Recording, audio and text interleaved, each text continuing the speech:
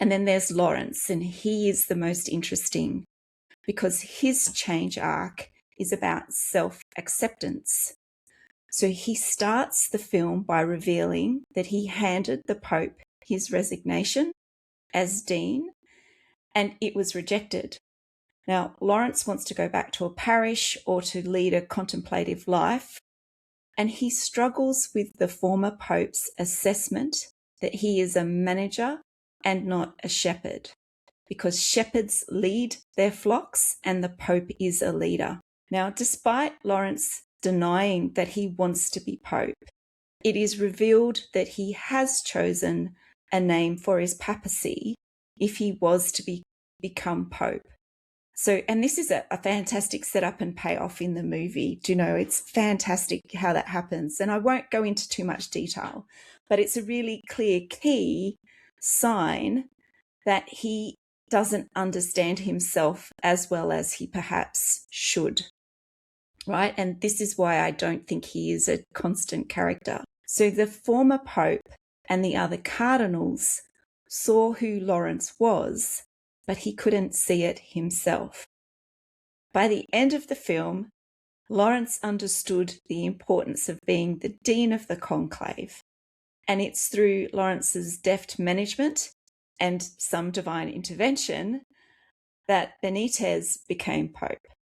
So Lawrence accepted his role as a manager on the farm or in the farm.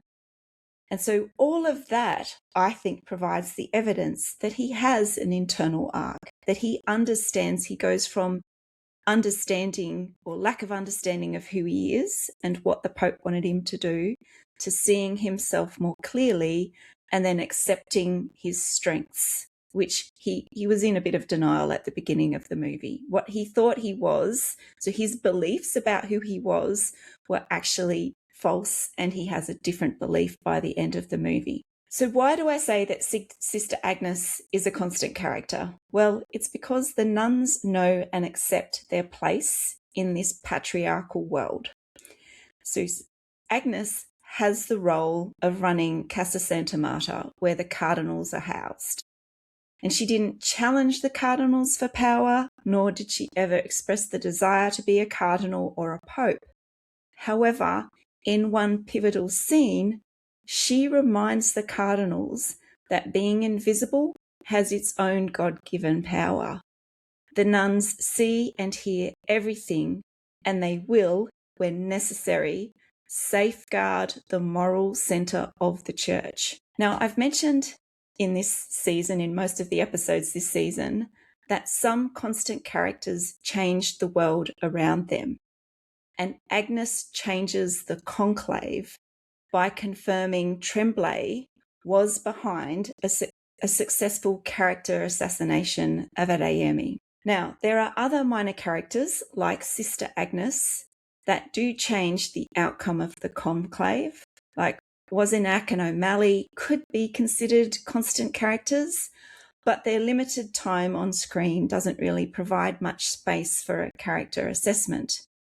You know, they are really supporting roles. So overall, in a movie that establishes certainty as the devil, it's not surprising that there aren't many constant characters, because constant characters are certain about their beliefs. So that also pretty much surmises why I don't think there are many constant characters in this movie.